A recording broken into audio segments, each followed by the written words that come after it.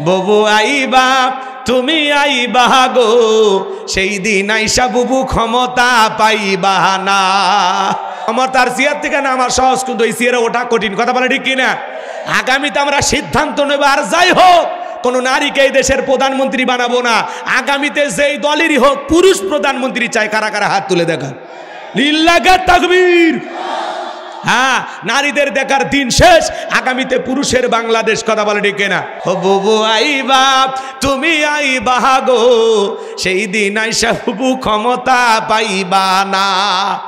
খোঁজ নাই বহু কাদের কাকার, অবস্থা খারাপ দরবেশ বাবার, হাউ নাঙ্কেল এখন সামনে আসে না। নেতা কর্মী সব জেলের ভিতর, আমি আসি ডরের ওপর, কখন জানি আসে গ্রেপ্তারি পরোয়ানা।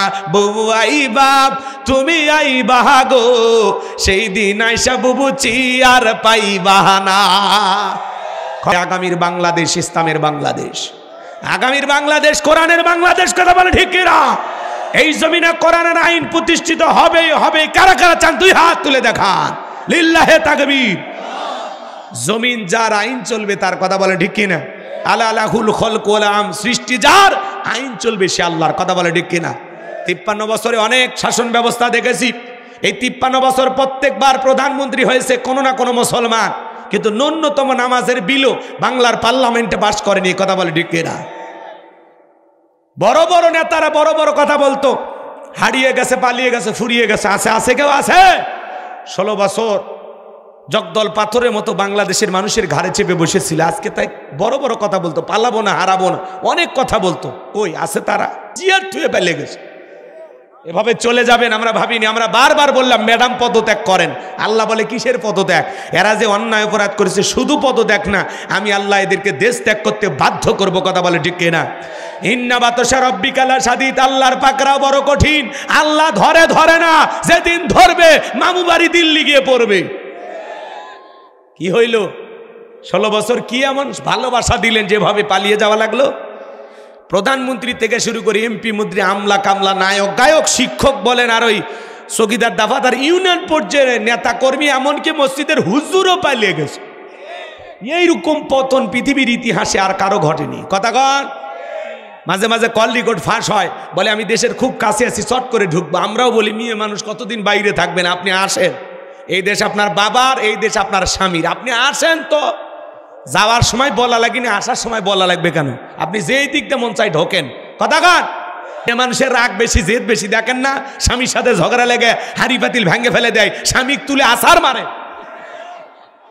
আর ওরা যদি একবার শান্তির জায়গা পায়, জীবন চলে যাবে, জায়গা ছাড়বি না। 16 বছর লাগছে ছাড়তে। আরে 16 বছর আমরা ছিলাম ঘর জামাই, কথা বলার সুযোগ ছিল না। আজকে 16 বছরের কাজ আদায় হবে। কথা কন ঠিক না? লিল্লাহি তাকবীর। আজ একটু নাড়া দেওয়া লাগবে, না হলে ভুলে যাবেন। রাগ করতেছেন মনে হয় আপনারা। যুবক যারা আসছো বাবা, নিরাশ হয় না, তোমাদের জন্য স্পেশাল আলোচনা মাতার মেমোরিতে সেভ করা আছে, সময় মতো ডাউনলোড দিয়ে শোনায় দেব। মা বোন যারা বসে আছেন অপেক্ষা করেন, আপনাদের জন্য আলোচনা হবে। কথা বলেন ঠিক না? এইবার লোকমান হাকিমের সন্তান যখন বাবার পরিচয় দিলেন, সবাই আদর করতে লাগলেন, ভালোবাসা দিতে লাগলেন, থাকার জায়গা দিলেন, ঘুমানোর ব্যবস্থা করে দিলেন। এইবার সবাই ডেকে বলে, বাবা এলাকা একটা সুন্দরী মেয়ে আছে, আমরা চাই তুমি মেয়েটাকে বিবাহ করো। লোকমানে হাকিমের সন্তান এই কথা শোনার পরে বাবার কথা মনে হয়ে গেল। বাবা আগেই বলেছে এলাকায় যাওয়ার পর একটা মেয়ে আছে, খবরদার ওই মেয়েকে বিবাহ করবে না, করলেই বিপদ হবে। লোকজন ডেকে বলে, বাবা বিয়ে করো আর না করো, পাত্রীটা দেখো। কি দেখো? বিয়ের আগে কি দেখে ভাই? এ যুবক যারা বিয়ে করোনি শোনো, সূরার নাম লোকমান। জোরে বলেন কি নাম? মোট আয়াত আছে 34টি, রুকু আছে 4টি। বিশ্বনবীর মক্কার জিন্দিগিতে আল্লাহ তাআলা এই সূরাটি নাজিল করেছেন। আমি আজকে সূরা লোকমান থেকে আপনাদের সামনে আলোচনা করব। আল্লাহ যেন তার এই গোলামকে কিছু কথা আপনাদের সামনে উপস্থাপন করা তৌফিক দান করেন। চিল্লা বলুন আমিন। জবান ছেড়ে সবাই আমার সঙ্গে কণ্ঠ নাড়িয়ে তিলাওয়াত করুন। আউযু বিল্লাহি মিনাশ শাইতানির রাজিম। বিসমিল্লাহির রাহমানির রাহিম। বিতাড়িত মোর্দার শয়তানের কাছ থেকে, অভিশপ্ত ইবলিসের কাছ থেকে আল্লাহ তাআলার কাছে আশ্রয় প্রার্থনা চাচ্ছি। পরম করুণাময় অসীম দয়ালু আল্লাহ তাআলার নামে শুরু করছি। আমরা যে কোনো কাজ শুরু করব কার নামে? আল্লাহর নামে কাজ শুরু করলে বরকত আছে না নাই? সম্মানিত ভাইয়েরা আমার, আমি আপনাদের সামনে সূরা লোকমান থেকে আজকে আলোচনা করব বাজান। এই পৃথিবীর জমিনে আপনি যদি আদর্শ বাবা হতে চান, সন্তানদেরকে আদর্শ মানুষ হিসেবে করে তুলতে চান, সন্তানদের সাথে কি ব্যবহার করবেন, কি কথা বলবেন, কি আচরণ করবেন, কোনটাতে সন্তানকে সতর্ক করবেন, সাবধান করবেন, লোকমানে হাকিম তার সন্তানদেরকে একত্রিত করে কিছু উপদেশ দিয়েছিল। এই লোকমানে হাকিমের কথাগুলোকে আল্লাহ তাআলা এত পছন্দ করলেন, সেই কথাগুলোকে কোট করে কোরআনুল কারীমের ভিতরে তার নামে একটি সূরা নাজিল করলো। বলুন আল্লাহু আকবার। আপনারা কি আদর্শ বাবা হতে চান? বলেন চান? শোনেন, সন্তানকে যদি আদর্শ সন্তান হিসেবে গড়ে তুলতে চান, আপনি যদি আদর্শ মানুষ হিসাবে গড়ে তুলতে চান, আপনি যদি আদর্শ বাবা হতে চান, সন্তানকে আদর্শ সন্তান হিসেবে গড়ে তুলতে চান, তাহলে লোকমানে হাকিম তার সন্তানদেরকে যেই 12টি উপদেশ দিয়েছিলেন, প্রত্যেকটা বাবার উচিত সন্তানকে 12টি উপদেশ দেয়া। কথা বলেন ঠিক কিনা? এবার শোনেন, মন দিয়ে কথাগুলো শুনবেন। লোকমানে হাকিমের চেহারা ছিল কালো, লোকটা ছিল খাটো, ঠোঁটগুলো ছিল মোটা, অন্তরটা ছিল এতটাই ভালো, তার জবানের কথাগুলো আল্লাহর কাছে এতটাই পছন্দ হলো, আল্লাহ তাআলা লোকমানে হাকিমকে স্মরণীয় করে কিয়ামত পর্যন্ত মানুষের কাছে রেখে দিল। বলুন আল্লাহু আকবার। এজন্য চেহারা সুন্দর হইলে যে আপনি এগিয়ে যাবেন এমনটা না। অনেক কালো মানুষও এগিয়ে যেতে পারে গুণের কারণে। কথা কয় না কে? কথা বোঝেন? এই লোকমানে হাকিম ছিল একজন রাখাল, কৃতদাস, মানুষের বাড়িতে ছাগল চড়াইতো। একজন রাখাল ছাগল চড়াইতো, সেই মানুষকে আল্লাহ ভালোবেসে কোন জায়গায় মর্যাদা দিলেন চিন্তা করা যায়? তাহলে আপনি আমিও যদি লোকমানে হাকিমের মতো মালিকের দাসত্ব আর গোলামি সঠিকভাবে করতে পারি, আপনার আমার সম্মান মর্যাদা বাড়িয়ে দিবেন তিনি কে? এই জন্য আল্লাহ রাব্বুল আলামিন বলেন, ওয়ালাকাদ আতাইনা লুকমানাল হিকমাতা আনিশকুর লিল্লাহ ওয়া মান ইয়াশকুর ফাইন্নামা ইয়াশকুরু লিনাফসিহি ওয়া মান কাফারা ফাইন্নাল্লাহা গনিয়্যুন হামিদ। আল্লাহ রাব্বুল আলামিন বলেন, আমি লোকমানে হাকিমকে হিকমত দিয়েছিলাম, জ্ঞান দিয়েছিলাম এবং বলেছিলাম, লোকমান তুমি আমার শুকরিয়া আদায় করো। লোকমানে হাকিম আল্লাহ তাআলার শুকরিয়া আদায় করেছিলেন, আল্লাহ তাআলার কৃতজ্ঞতা আদায় করেছিলেন। এতে লোকমানে হাকিমের সম্মান মর্যাদা কমেছে না আল্লাহ বাড়িয়ে দিয়েছে? এরপরে আল্লাহ রাব্বুল আলামিন বলেন, যে শুকরিয়া আদায় করে সে তার নিজের জন্য আদায় করে, আর যারা শুকরিয়া আদায় করে না তাদের জেনে রাখা উচিত আমি আল্লাহ অমুখাপেক্ষী, আমি আল্লাহ নিজেই প্রশংসিত। বলুন সুবহানাল্লাহ। তার মানে কি বুঝলেন আমার ভাইয়েরা? লোকমানে হাকিম আল্লাহ তাআলার শুকরিয়া আদায় করার কারণে আল্লাহ তার মর্যাদা বাড়িয়ে দিয়েছেন। আপনি আমিও যদি আল্লাহ তাআলার শুকরিয়া আদায় করি, আল্লাহ তাআলা আপনার আমার মর্যাদাও বাড়িয়ে দিবেন। এজন্য আল্লাহ বলতেছেন, যারা শুকরিয়া আদায় করে এতে তার নিজেদের লাভ, আমার আল্লাহর কোনো লাভ নাই। আর যারা শুকরিয়া আদায় করে না তাদের জেনে রাখা উচিত আল্লাহ অমুখাপেক্ষী, আল্লাহ কারো মুখাপেক্ষী নন। আল্লাহুস সামাদ, তিনি কারো মুখাপেক্ষী নন। আল্লাহু আকবার বলেন। আমরা সবাই তার মুখাপেক্ষী, তিনি কারো মুখাপেক্ষী নন। মনে থাকবে তো ইনশাল্লাহ?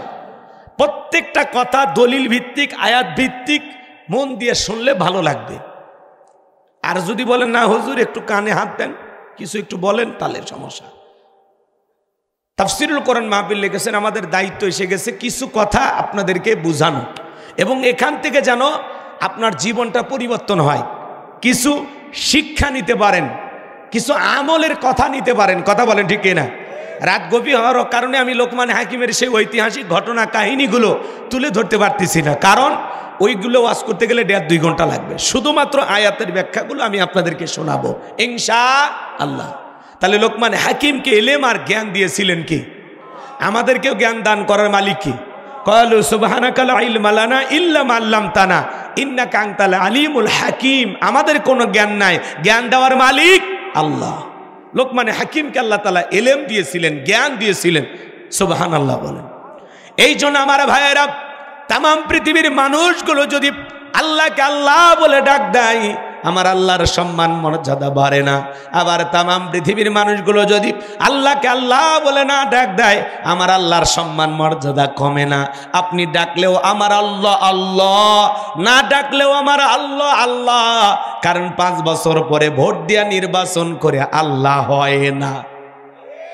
আচ্ছা, অমুসলিমেরা যে আল্লাহকে ডাকে না, তাতে কি আল্লাহর দিন থেকে আসে? তার মানে আপনি মুসলমান হয়ে যদি আল্লাহকে না ডাক দেন, এতে কি আমার আল্লাহর কোনো লাভ ক্ষতি আছে? মানে ডাকলে বান্দার লাভ, আল্লাহর কোনো লাভ নাই। না ডাকলে বান্দার লস, আল্লাহর কোনো লস নাই।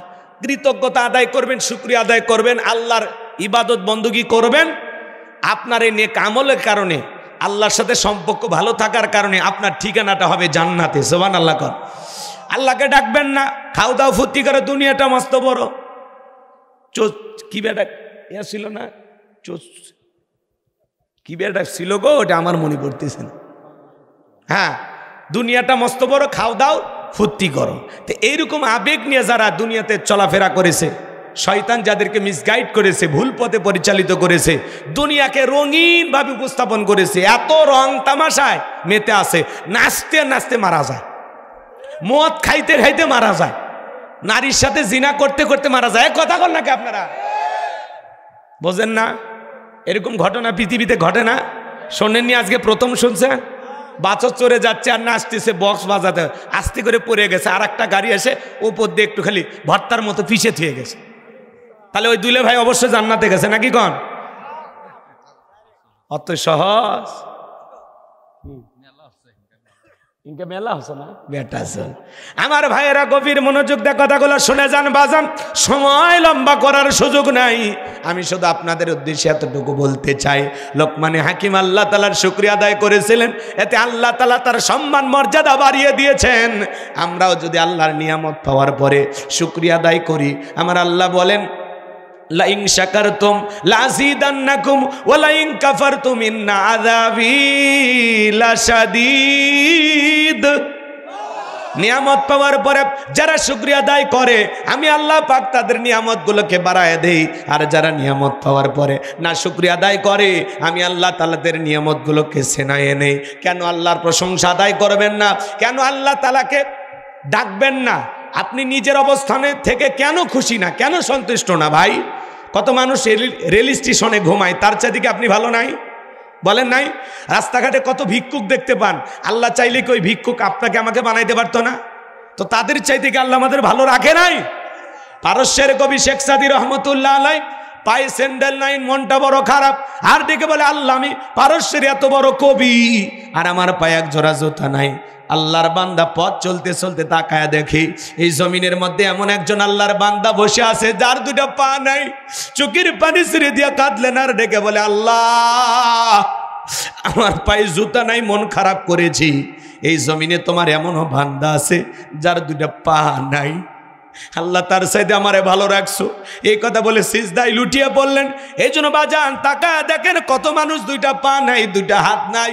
কুড়িগ্রাম জেলা একবার ওয়াজ করতে গেছিলাম, আমার আগে যিনি আলোচনা করেছিলেন অন্ধ হাফেজ সাহেব, একসাথে খাওয়া দাওয়া করতেছিলাম, হঠাৎ করে বিদ্যুৎ চলে গেল।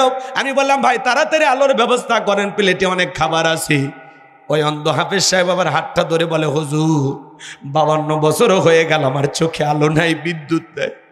ও হুজুর আমার যে মা জন্ম দিয়েছে মাটা দেখতে কেমন আমি জানি না, আমার বাবা দেখতে কেমন আমি জানি না। ও হুজুর বড় হওয়ার পরে মা বাবা বিয়ে করাইছে, বউটা দেখতে কেমন ফর্সা না কালা আমি জানি না। আল্লাহ অনেকগুলো সন্তান দিয়েছে, ছেলেগুলোর চেহারা কেমন আমি জানি না, মেয়েগুলোর চেহারা কেমন আমি জানি না। আল্লাহ দুনিয়ার জমিনে চোখের আলো দেয় নাই হুজুর, আমি মন খারাপ করি নাই। কিয়ামতের ময়দানে আল্লাহ তাআলা যেদিন আমার চোখের আলো ফেরায় দেবে, সেই দিন যেন সর্বপ্রথম আমি আমার চোখ দিয়ে আমার মালিক আল্লাহকে দেখতে পাই। একটা অন্ধ ব্যক্তির সান্ত্বনাটা কোথায়? আল্লাহ চাইলে আপনাকে আমাকে অন্ধ বানাইতে পারতেন, বোবা বানাইতে পারতেন, দুইটা হাত ছাড়া দুনিয়াতে পাঠাইতে পারতেন, দুইটা পা ছাড়া পাঠাইতে পারতেন, দুইটা চোখ ছাড়া পাঠাইতে পারতেন। এত সুন্দরভাবে যে মালিক নিখুঁতভাবে আপনাকে আমাকে সৃষ্টি করেছেন, লাকাদ খলাকনাল ইনসানা ফি আহসানি তাকওয়িম, বান্দারে বড় সুন্দরতম গঠন দিয়া আমি আল্লাহ তাআলা আপন কুদরতের হাত দিয়া তোদেরকে সৃষ্টি করেছি। বলুন সুবহানাল্লাহ। কেন শুকরিয়া আদায় করবেন না? আপনার একটা ঘর আছে, ঘুমানোর খাট আছে, আলহামদুলিল্লাহ। রিক্সা চালান, ভ্যান চালান, ওই জায়গার থেকে বলেন আলহামদুলিল্লাহ। পীরগাছা বাজারে দোকান আছে, আলহামদুলিল্লাহ। বগুড়া শহরে একটা দোকান আছে, আলহামদুলিল্লাহ। আরে ভাই, এই সুস্থতা হলো আল্লাহর দেয়া সবচাইতে বড় নিয়ামত। আল্লাহ চাইলে হাসপাতালের বেডে শোয়া রাখতে পারতো না, ঘরের বিছানা ফেলায়া রাখতে পারতো না। এই যে পায়ে পায়ে হেঁটে মাহফিলে যে মালিক আমাদেরকে নিয়ে আসলেন, সেই মালিকের শুকরিয়া আসতে না জরে। একটু চিৎকার মেরে বলেন সুবহানাল্লাহ। হ্যাঁ মুরব্বি, মুরব্বি, চাচা, এটা কথা ছিল না, এটা কথা ছিল না। রাগ করতেছেন আপনারা? আমার এই কথাগুলো একটু মনোযোগ দিয়ে শুনবেন, তাহলে ভালো লাগবে। আল্লাহ আপনাকে যতটুকু দিয়েছেন ততটুকু পেয়ে সন্তুষ্ট থাকতে হবে কার ওপর, তাহলে আল্লাহ তাআলা আরো বৃদ্ধি করে দিবেন। আর যদি না শুকরিয়া আদায় করেন, আল্লাহ দেখে না আমার এত অভাব অনটন, এসে হ্যান ত্যান আফসোস করেন, তাহলে হবে না। আল্লাহর শুকরিয়া আদায় করেন যে আল্লাহ এত সমস্যার ভিতরে রাখছো, তবু আলহামদুলিল্লাহ। আপনাকে যখন জিজ্ঞেস করো ভাই কেমন আছেন, ভাই গরিবের থাকা না থাকা আমাকে হতভাগার কপাল ভাই, বলে লাভ আছে, অনেক সমস্যা, অনেক সমস্যা, এ আসি কোনো মতে আলহামদুলিল্লাহ। মানে সে আলহামদুলিল্লাহ বলে, কিন্তু সাত মাথা দিয়ে ঘুরে পীরগাছা আসার পরে কথা কয় না কেন? তো এইরকম আলহামদুলিল্লাহ বলে লাভ নাই। আপনার জীবনের যত সমস্যা থাক সমাধান করে দিতে পারেন কি? তাহলে আপনি শুধু আপনার কণ্ঠ দিয়া যত সমস্যার ভিতরে থাকেন, সুখে থাকেন, দুঃখে থাকেন, খেয়ে থাকেন, না খেয়ে থাকেন, হাসপাতালে থাকেন আর বাড়িতে থাকেন, জবান দিয়ে যেন প্রথমে বের হয় আলহামদুলিল্লাহ। শত সমস্যার ভিতরে আল্লাহ আমাকে ভালো রেখেছেন, আলহামদুলিল্লাহ। কথা বলেন না কেন? আমার জাগিরদার, যার বাড়িতে আমি খেয়ে পড়াশোনা করেছি, ওনাকে মাঝে মাঝে ফোন দিই, বাবাজান কেমন আছে? আলহামদুলিল্লাহ ভালো আছে। কোনো সমস্যা? ভাই সমস্যা থাকলে তোমারে বলবো কেন? সমস্যা দিবেন যিনি, সমাধানও করে দেবেন তিনি। কি বিশ্বাস! আল্লাহু আকবার বল। তো ইমানদারের বিশ্বাসটা হলো এরকম হওয়া লাগবে। আপনি সৌদি আরব প্রবাসী, মালয়েশিয়া প্রবাসী, আলহামদুলিল্লাহ, আলহামদুলিল্লাহ। নিজের অবস্থানে আল্লাহ যতটুকু দিয়েছেন আফসোস করবেন না, ততটুকু পেয়ে আল্লাহর শুকরিয়া আদায় করবেন। আল্লাহ যেন আমাদের বুঝ দান করুন। আল্লাহ চাইলে আপনাকে আমাকে হিজড়া বানাইতে পারতো না? কথা বলেন না কেন ভাই? আল্লাহ আমাকে আপনাকে পুরুষ বানাইছে, মহিলা বানাইছে, আলহামদুলিল্লাহ। আল্লাহ চাইলে তৃতীয় লিঙ্গের মানুষ বানাইতে পারতো। এই জায়গায় বসায়, এই যে মাহফিলে বসে আছেন, আলহামদুলিল্লাহ। এই মধ্যে কিছু লোক বসে টেলিভিশন দেখতেছে বা সিনেমা হলে সিনেমা দেখতেছে, কি মনে করেন ওরা ভালো জায়গা আছে না খারাপ জায়গা আছে? তাহলে বুঝে নেওয়া লাগবে আল্লাহ যে আপনাকে এই জান্নাতের বাগানে কবুল করেছেন, আজকের আলোচনা শুনে আমল করে জান্নাত পর্যন্ত আল্লাহ যেন আপনাদেরকে পৌঁছায় দেন। জোরে বলেন আমিন। তাহলে সবসময় প্রশংসা হবে কার? আপনি 2 বিঘা 4 বিঘা 5 বিঘা জমির মালিক, এই যে দেহের ভিতরে রং বেরঙের পোশাক, একেবারে উলঙ্গ হয়ে ল্যাংটা হয়ে পৃথিবীতে আসছিলাম, শরীরে কোনো পোশাক ছিল? তা আজকে আপনার এই শরীরের পোশাক কে দিয়েছেন? কার দেয়া দান? আজকে আপনি 2 বিঘা 5 বিঘা জমির মালিক, ব্যাংকে কোটি কোটি টাকা কে দিয়েছে? কে? জন্মের সময় টাকার বান্ডিল নিয়ে আসছিলেন, জমির দলিল নিয়ে আসছিলেন, তাহলে কেন আল্লাহর শুকরিয়া আদায় করবেন না? আমি যদি কেন কেন বলে আপনাদেরকে প্রশ্ন করি, 3 ঘন্টা চলে যাবে, প্রশ্নের উত্তর দিতে পারবেন না। চলেন বাজান গো আমার, এত কথা বলার সুযোগ নাই, সংক্ষিপ্ত কথা। তাহলে সবসময় আমরা জবান দিয়ে প্রশংসা আদায় করব কার? তাহলে আপনারা সবাই কেমন আছেন? আলহামদুলিল্লাহ। ভাই আগামীকালকে কি বগুড়ে দেখা হবে ইনশাআল্লাহ। উঠতে বসতে সব সময় আল্লাহ তাআলার কৃতজ্ঞতা আদায় করব। জীবনের যত সমস্যায় পড়ি না কেন, কখন আমরা মহান মালিক আল্লাহকে ভুলে যাব না, এটা মাথায় রাখবেন তো ইনশাআল্লাহ। আল্লাহ কবুল করুন, জোরে বলুন আমিন। এরপরে আল্লাহ রাব্বুল আলামিন সুন্দর করে জানিয়ে দিলেন, ওয়া ইদ ক্বালা লুকমানু লিবনিহি ওয়া হুয়া ইয়াইযুহু ইয়া বুনাইয়া লা তুশরিক বিল্লাহ ইন্নাশ শিরকা লাযুলমুন আযীম। আমার আল্লাহ তাআলা ডেকে বলেন, স্মরণ করো লোকমানে হাকিমের কথা। যখন লোকমান হাকিম তার কলিজার টুকরা সন্তানদেরকে একত্রিত করে আদর করে সুন্দর করে ডেকে বলতেছেন, ইয়া বুনাইয়া, ইয়া বুনাইয়া, হে আমার বৎস, আমার কলিজার টুকরা সন্তান, হে আমার হৃদয়ের স্পন্দন। সন্তানকে কিভাবে ডাকবেন আল্লাহর কোরআন আপনাকে শিখাচ্ছে, বলুন সুবহানাল্লাহ। সন্তানকে কিভাবে ডাকতে হবে? ইয়া বুনাইয়া, হে আমার বৎস, হে আমার কলিজার টুকরা সন্তান, হে আমার হৃদয়ের স্পন্দন, হে আমার আব্বা চান। কথা বলেন না কেন? সন্তান আপনার কাছে হক পায় কয়টি জানেন? জানেন না তো। এগুলো আজ কখন মুখস্থ করবেন? এগুলো আজ মুখস্থ করার সময় নেই। সন্তান প্রত্যেকটা বাবা মার কাছ থেকে হক পাবে 12টি। জোরে বলেন কয়টি? সন্তানের 1 নাম্বার হক কি বলেন তো? রাগ করতেছেন আপনারা, আমার কথা বিরক্ত হচ্ছেন। সন্তানের 1 নাম্বার হক কি? সন্তান জন্মগ্রহণ করার সাথে সাথে একটা সেলফি তুলে ফেসবুকে পোস্ট করতে হবে, অনেক কষ্টের পরে বাবা হইলাম। সুবহানাল্লাহ বলবেন না? হ্যাঁ, প্রথমে ফেসবুকে ছবি পোস্ট করে বাবা হইলাম, চাচু হইলাম, মামা হইলাম, ওই খালু হইলাম, ঠিক ঠিক এগুলো লেখে।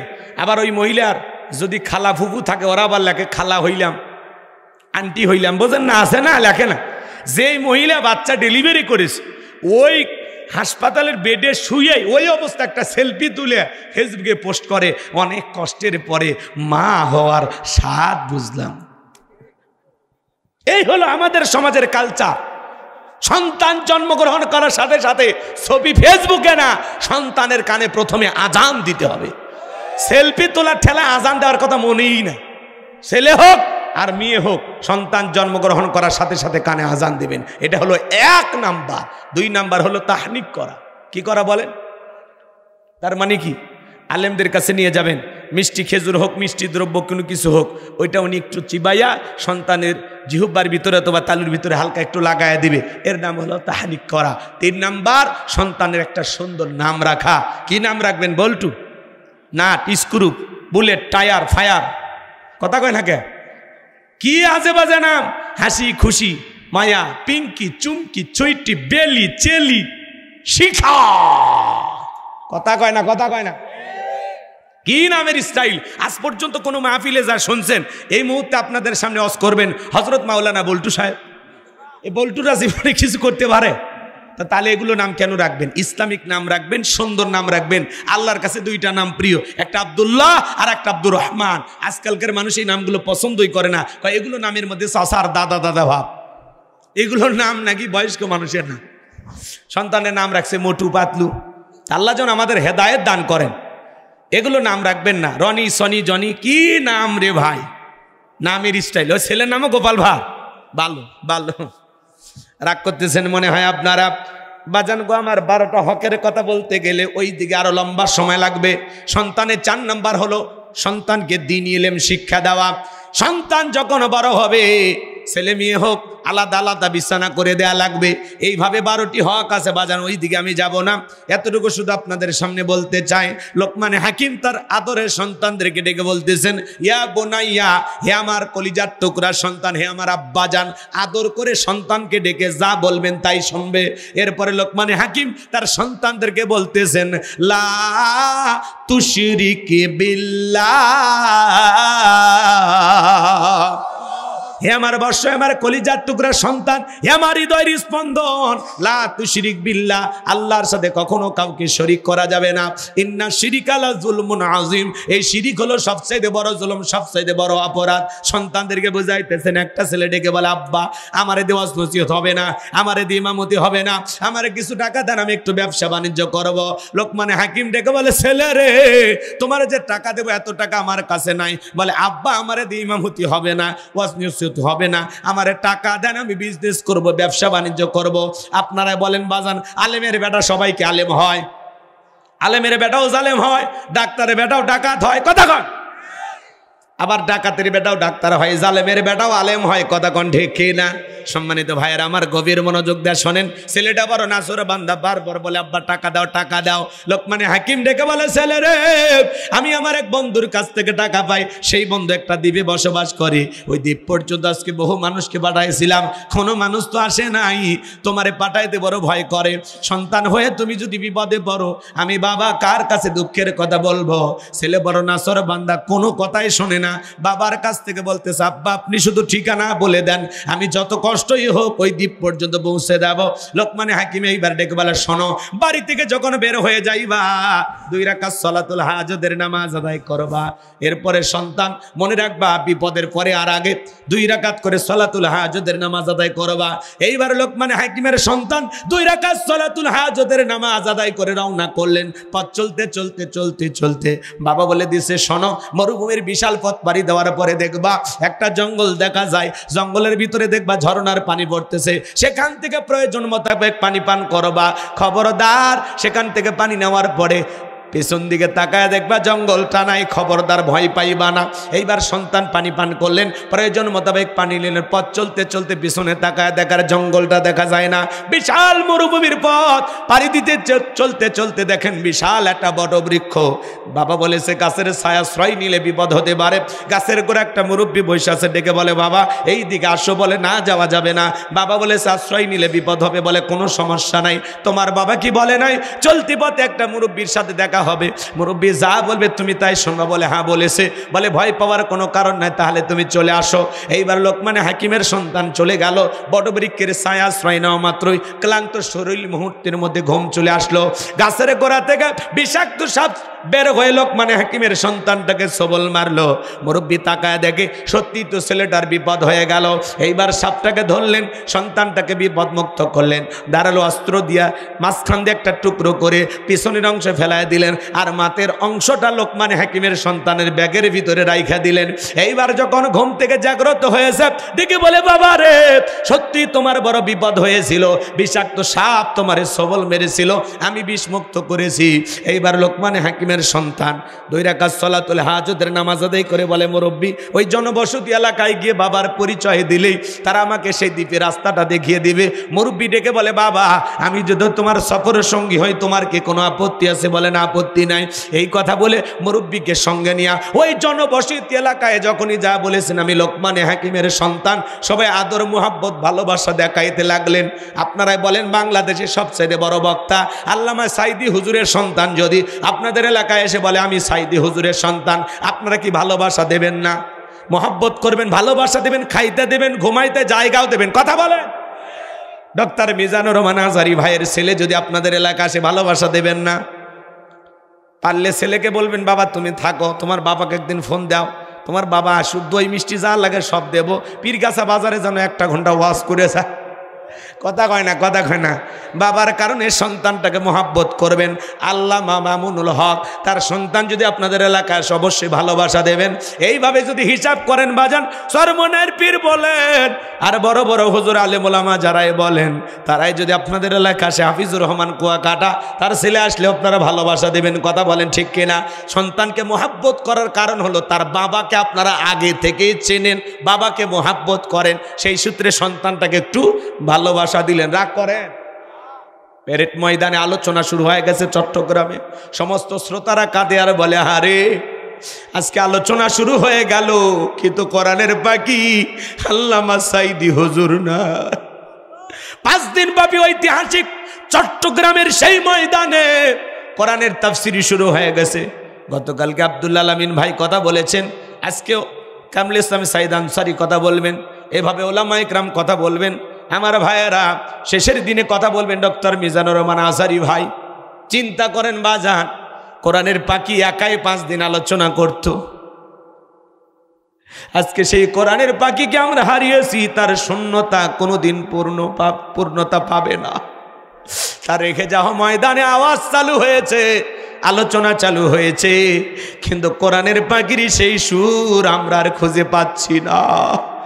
গতকালকে আব্দুল আলামিন ভাই কথা বলেছেন, অনেক শ্রোতা কান্না করেছেন আর বলেছেন মাঝে মাঝে মনে হয়েছে আল্লামা সাইদির কণ্ঠ মনে হয় ভেসে আসতেছে, জোরে কোন মারহাবা। বলতেছে আব্দুল আলামিন হুজুরের কথা শুনতেছে আর মাঝে মাঝে মনে হয় যে এটাই মনে হয় আল্লামা সাইদি হুজুর কথা বলতেছে। আল্লাহ আকবার বলেন। এই চট্টগ্রামের ময়দানে ঐতিহাসিক ঘটনা ঘটবে ইনশাআল্লাহ, আমরা অপেক্ষায় আছি। ওলামা ইকরামদের কথাগুলো শুনতে যে গণজোয়ার সৃষ্টি হয়েছে, এই গণজোয়ার প্রমাণ করে